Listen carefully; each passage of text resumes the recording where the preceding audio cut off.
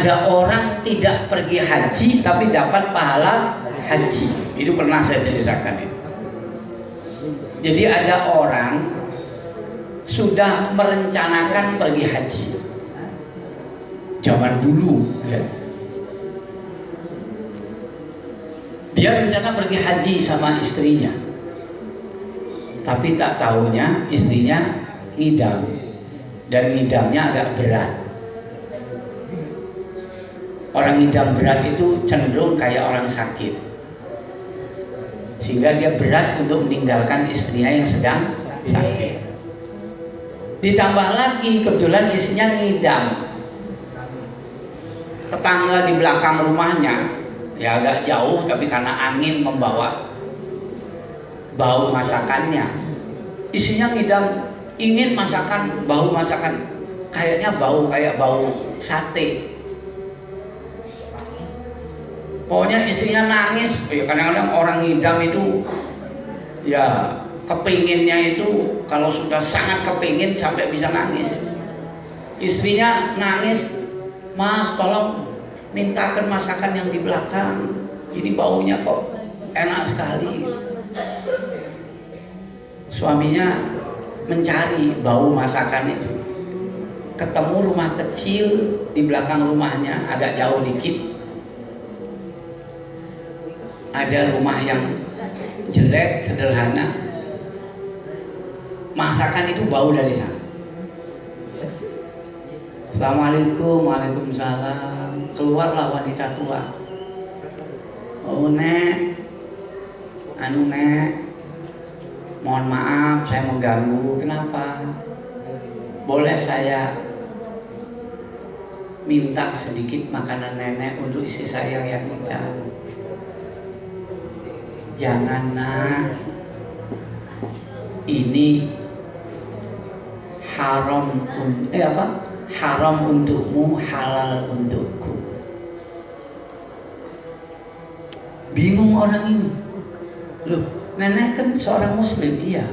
Kok bisa haram untuk saya, halal untuk nenek? Ya ini saya sudah 3 hari nggak makan. Saya sudah minta ke tetangga yang sebelah rumah saya, dia pulang nggak punya juga.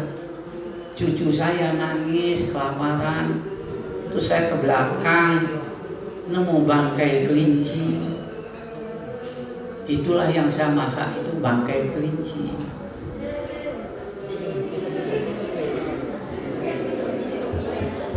Hilda nak nyobain. Sehingga karena itu bangkai, saya boleh memakannya karena saya sudah kelaparan 3 hari nggak makan. Anak kan masih punya uang untuk beli. Masya Allah, nenek berdosa sana. Iya berdosa kamu kalau kamu makan itu. Enggak, saya juga berdosa karena tahu nenek nggak makan, nenek nggak ke rumah saya. Ya rumahmu kan agak jauh, saya sudah nanya tetangga ini nggak ada yang punya lebih katanya. Sudah nek, jangan makan itu nek. Duh, saya mau makan apa? Ya sudah nanti saya yang bawakan makanan ke sini. Tapi tolong nanti masakkan untuk istri saya sedikit. Hanya si bapak ini balik pulang ngambil uang yang rencananya pakai pergi haji itu diambil. Ya tapi tidak semua, ya tapi cukup banyak lah. Kalau sekarang mungkin 1 juta sampai 2 juta itu diambil. Langsung dia pergi ke pasar, beli beras 1 kaping, beli daging, beli telur, minyak, gula, rempah-rempah, dibeli semua. Ya pokoknya kira-kira kalau orang bawa sepeda motor sekarang itu besek penuh lah. Besek kiri kanan ada mie 1 dus, pokoknya besek penuh. Langsung dia balik ke rumah nenek. Kaget nenek itu. Ini nek untuk nenek. Ada dagingnya juga. Tolong dimasakkan, yang tadi nggak usah dimakan, nenek jangan makan itu juga.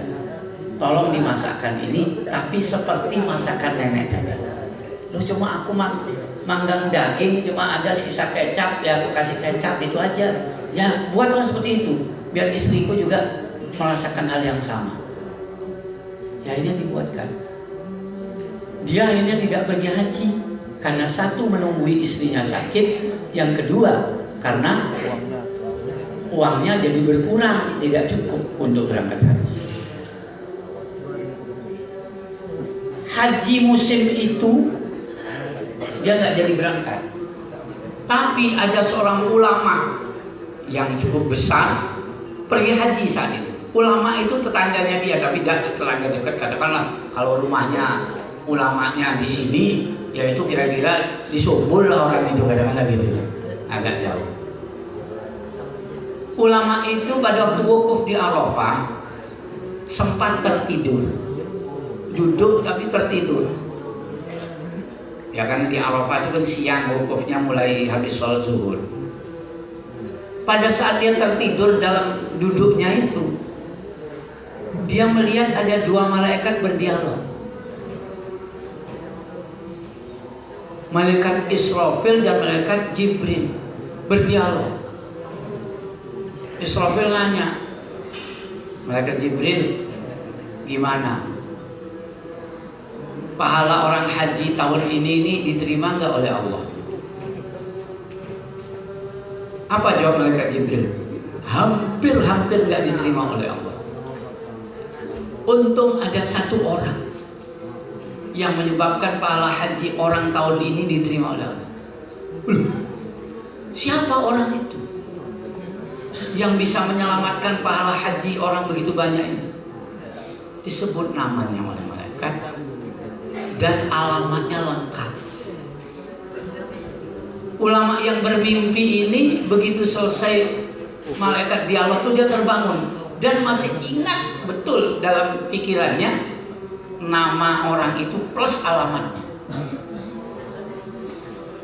Langsung kebetulan dia bawa buku, dia catat namanya dan alamatnya. Masya Allah, ternyata ini masih satu kabupaten dengan saya. Pulang dari haji, naruh tas, langsung ulama ini ingin bertemu dengan orang sehebat apa sih orang ini kok bisa menyelamatkan pahala orang haji. Dicari, banyak orang nggak tahu dengan orang ini. Orang ini padahal sekedar apa? Sekedar tukang sol sepatu, tukang nyait sepatu. Akhirnya ketemu. Orang-orang di sana tahu dengan ulama ini, sebagian orang tahu. Loh kenapa Pak Kiai nyari orang itu kenapa? Nah, aku ada penting dengan dia. Tapi Pak Kiai tidak mau cerita, tidak menceritakan itu. Aku penting dengan dia. Oh Pak, itu rumahnya, dicari. Begitu ketemu dipeluk dengan seorang Kiai. Masya Allah, Masya Allah. Sebab kamu pahala kami haji diterima oleh Allah. Kamu rombongan keberapa? Ya mungkin dalam satu kabupaten, kalau di Jawa satu kabupaten bisa beda kloter. Kalau di sini sih, kalau di Bali cuma 2 kloter kan sebali. Jembrana 1 kloter semua. Kaget, orang ini juga kaget. Maaf Pak, saya nggak pergi haji tahun ini. Loh, nggak pergi haji? Enggak. Kenapa? Saya memang rencananya berangkat haji Pak. Ada 2 kendala. Apa kendalanya? Pertama, saya mau berangkat haji sama istri, kemudian istri saya nikah, sakit. Saya terpaksa nungguin istri. Karena saya nggak enak tinggal istri sakit, saya yang sendirian pergi haji. Itu satu alasan. Alasan kedua, uang saya yang mestinya cukup jadi nggak cukup. Lu kenapa? Ya cerita tentang membantu nenek tadi. Masya Allah, Masya Allah. Kiai ini bolak-balik bilang, Masya Allah, Masya Allah. Engkau sudah mendapatkan pahala haji yang sempurna. Kok bisa? Ceritalah ulama ini bahwa dia dalam wukufnya itu berbeda. Tapi antara bahasa ceritanya itu antara sadar dan tidak. Jadi tidak tidur lelap betul, tidak orang dia duduk tidurnya, tapi tidak melek betul. Jadi setengah-setengah lah, cuma mau buka mata berat, tapi dia akhirnya mendengarkan pembicaraan malaikat itu. Orang ini juga menangis. Masya Allah, Masya Allah, semoga Allah mengizinkan saya, insya Allah tahun depan saya mau berangkat Pak. Nanti setelah saya melahirkan sehat, insya Allah saya berangkat, nanti celengan saya tambahin lagi. Karena luar biasa Allah sudah berikan pahala saya. Jadi orang itu ternyata nggak sombong. Ternyata kan kalau orang sombong, woi mana pitisnya kayak poya-poya, awak sudah boleh pahala haji. Enggak. Dia ternyata menangis karena Allah memberikan dia pahala padahal dia belum berangkat. Makanya saya kayak kasus di sini kan ada dua. Adanya Pak Najul Kabir, bapaknya Bu Umi Zaidani, ya kalau yang MI-nya di sini. Kemudian dengan Pak Jakfar, itu juga sudah daftar haji, sudah mau berangkat, meninggal. Saya bilang dalam keluarganya, insya Allah almarhum sudah tercatat sebagai orang yang haji karena dia sudah punya niat pergi haji. Karena apa?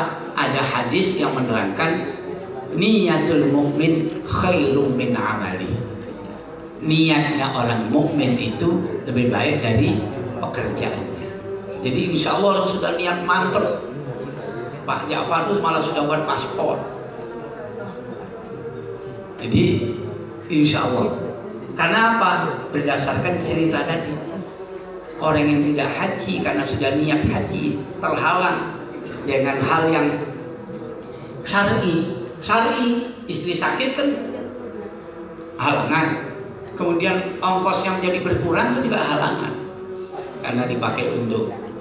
Jadi dua halangan yang dibolehkan agama karena menunggu istri sakit itu menyebabkan dia tetap dapat pahala haji. Coba. Nah, karena itu saya katakan kita yang sekarang ini harus punya semangat untuk pergi haji.